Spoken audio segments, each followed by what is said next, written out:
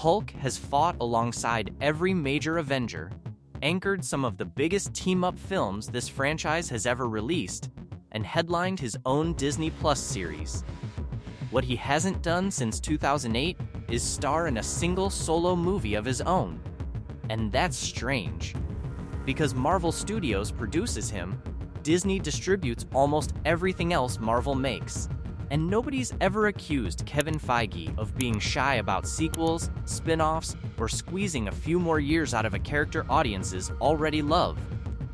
So why would the studio that owns the character choose to leave him sitting out of his own genre for over 15 years, while giving multiple solo trilogies to characters with a fraction of Hulk's cultural footprint? The honest answer is that Marvel never actually made that choice. Something else did, and it's baked into a single, oddly specific clause that most explanations of this situation still get slightly wrong, sometimes confidently. Sometimes because the actual paperwork was never made public in the first place. This isn't a minor curiosity either.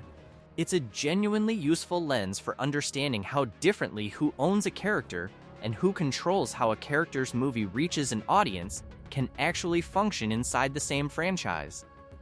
Fans tend to treat those two ideas as identical, and for most Marvel characters, they basically are.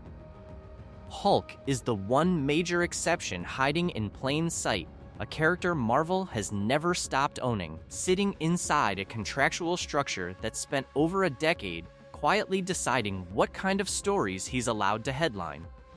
Let's set the actual terms straight first, because this gets confused constantly, sometimes even in supposedly authoritative breakdowns floating around online. Marvel owns the Hulk as a character. Marvel Studios owns the production rights, meaning nobody needs anyone's permission to write, cast, or film a Hulk story. What Marvel does not fully control is distribution, specifically for any theatrical release built around Hulk as the solo lead, and that distinction between owning a character and controlling how his own movie actually reaches theaters is where this entire 15-year mystery actually lives. It sounds like a technicality. In practice, it's dictated almost every major decision Marvel has made about this character since the character rejoined the studio. The roots of this go back to the same desperate stretch that sent Spider-Man, Iron Man, and the X-Men off to other studios in the 1990s, when a financially struggling Marvel licensed out film rights to nearly everything it owned just to keep operating. Universal Pictures picked up Hulk's rights in that same fire sale and used them to produce 2003's Hulk, directed by Ang Lee, a filmmaker better known at the time for prestige dramas than for comic book spectacle. That choice alone tells you something about how differently studios were approaching this genre before the modern superhero blockbuster template existed. Lee's Hulk was strange, deliberately so, leaning into psychological trauma and split-screen editing borrowed from comic panel layouts rather than the straightforward action beats audiences expected. It split reviewers hard. Some genuinely admired the ambition, plenty found it slow and self-serious for a movie about a giant green rage monster, and it finished its run with roughly $245 million worldwide, a soft number by the standards this genre would soon set for itself. The licensing contract Universal was operating under included a deadline clause, standard practice for these kinds of character licenses: get a sequel into active development within a set window, or the production rights revert back to Marvel entirely. Universal missed that window. Whether that was a deliberate business decision after the mixed reception of Lee's film, or simply a case of the timeline slipping past what the contract allowed, the result was the same either way. Somewhere around 2005 and 2006, the rights to actually make Hulk films came back home to Marvel. Here's where the story stops being a simple rights reversion tale and turns into something genuinely stranger. Because Universal didn't walk away from the negotiating table with nothing. As part of settling how those rights transferred, Universal secured something called a right of first refusal specifically for distributing any future solo Hulk film, not co-ownership, not creative control. The right to be offered the distribution deal first and to take a meaningful cut of the profits on any movie built around Hulk carrying the title. The person credited with actually shaping that negotiation was David Maisel, a Marvel Studios executive who played a foundational role in getting the entire cinematic universe off the ground in the first place, years before Kevin Feige became the public face of that strategy. According to reporting on how that deal actually got structured, Maisel pushed for one specific, almost bureaucratic carve-out during the negotiation. Hulk could appear in team-up projects and ensemble films without triggering any of Universal's distribution claim, as long as his name wasn't the one sitting on the marquee by itself. Reports on this period suggest Universal genuinely underestimated how much value Marvel could extract from a character without ever needing to headline his own film again, treating the carve-out as a minor concession rather than the structural loophole it would actually become. That single distinction, whether the character's name sits alone in the title or shares space with someone else's, is the actual mechanism that shaped the character's entire MCU trajectory ever since, and it's a far more precise, far stranger arrangement than the vague rights issues framing most casual explanations settle for. If you've been wondering for years why this specific Avenger keeps getting folded into everyone else's movies instead of getting his own, this is exactly the kind of contractual fine print worth digging into together, and it's precisely why subscribing to this channel means you get the version of these stories nobody's actually laying out clean. Once that framework existed, Marvel Studios tested it almost immediately. The Incredible Hulk, released in 2008, was produced by Marvel and distributed by Universal under exactly this arrangement, making it the second film in the entire Marvel Cinematic Universe, right after Iron Man, and one of the only MCU films Disney has never handled distribution for. It's worth remembering how early this was in Marvel Studios' history, before Disney had even acquired the company, when Paramount was still handling distribution for most of Marvel's early slate. The Incredible Hulk starred Edward Norton, and it finished with roughly $263 million worldwide, the lowest total of any film in the MCU's original lineup at the time. Between a soft box office result and a distribution partner who'd take a significant cut of anything built the same way going forward, Marvel had every financial incentive to stop making solo Hulk movies and start making everyone else's movies better by putting Hulk in them instead. Look at how deliberately that pattern holds up once you actually check it against the title of every project that followed. The Avengers in 2012 puts Hulk on screen as one face among six, never the singular draw. Avengers: Age of Ultron in 2015 does the same.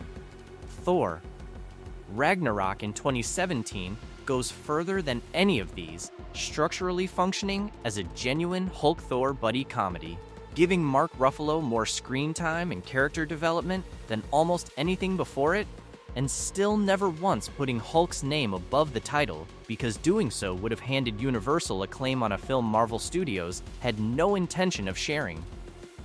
Avengers: Infinity War and Avengers: Endgame close out that era the same way, Hulk central to major plot beats in both, never the sole headline.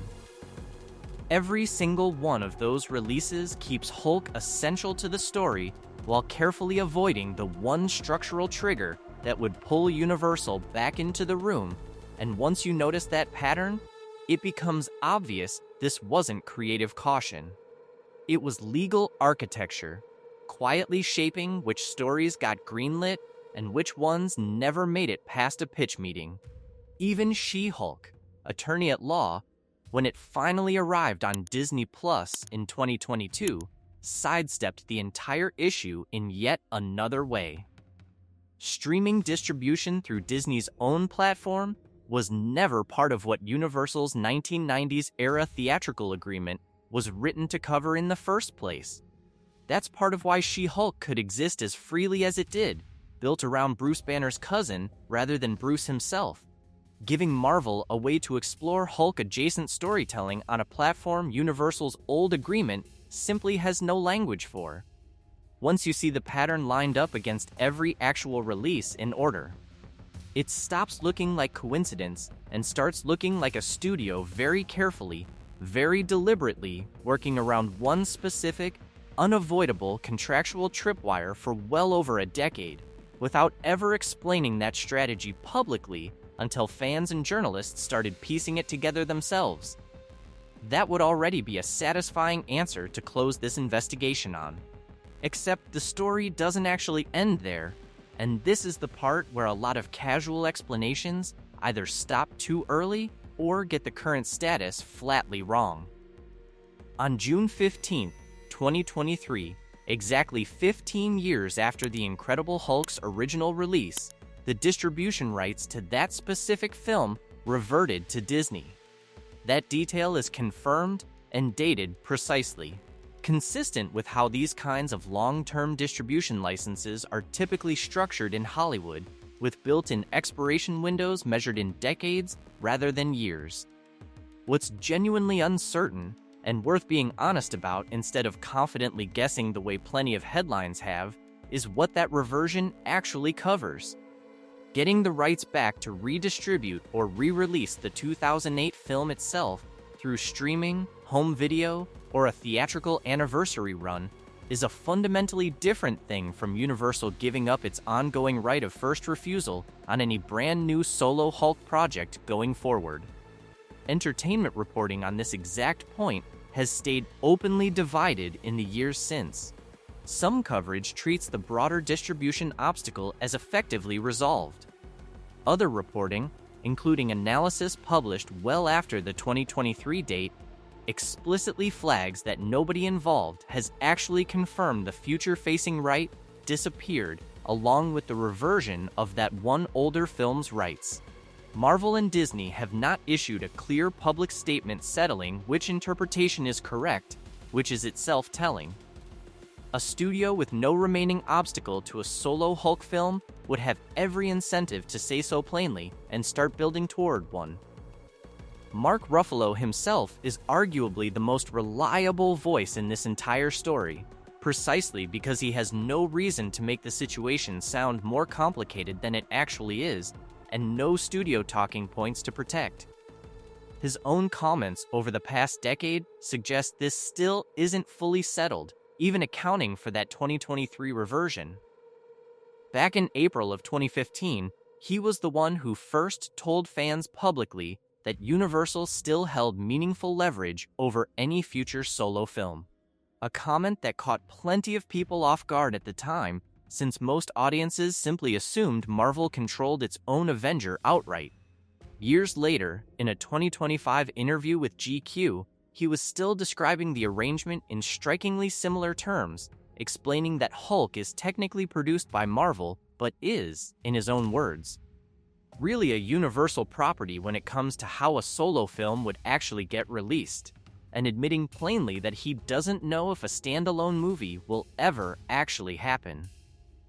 When the actor who's played this character since 2012 across nearly every major MCU event is still hedging that hard a full 2 years after the widely reported rights reversion, that tells you more about where things actually stand than any single article confidently declaring the issue closed. So here's the actual answer to why Marvel doesn't fully control Hulk, and it's a more precise story than the vague rights issues explanation fans usually settle for. This was never about ownership. Marvel has owned this character and controlled his production since the mid-2000s. What Marvel gave up in exchange for getting those production rights back at all was a permanent claim on distribution for exactly one specific version of a Hulk story, the one where he's the only name on the poster. That's a fundamentally different and frankly stranger situation than what happened with Spider-Man or the X-Men, where entire characters spent decades fully outside Marvel's control, licensed away wholesale until separate, much larger negotiations eventually brought them back into the fold. Hulk never left. He's just been carrying a 15-year-old asterisk that only activates the moment his own name goes above the title, quietly shaping which stories this franchise has felt safe telling him, and which ones it's kept handing to somebody else instead. That contrast is worth sitting with for a second, because it changes how you should think about every other Marvel doesn't own this character story you've heard. Spider-Man required an entirely new inter-studio agreement announced publicly in 2015 just to let the character exist inside the same universe as Iron Man at all.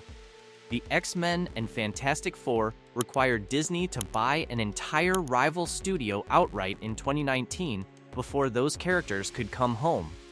Hulk never needed anything that dramatic because he was never fully gone in the first place.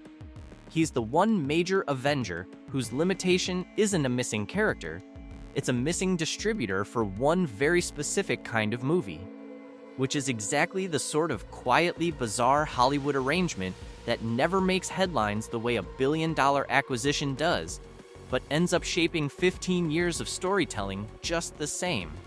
Do you think Marvel actually finishes clearing this up and gives Hulk a real solo film? Or is this the one Avenger who's permanently stuck sharing the spotlight because of paperwork from a movie most fans have already forgotten? Let me know what you think in the comments, because this is exactly the kind of quiet contractual detail that ends up shaping an entire character's future far more than any villain ever could.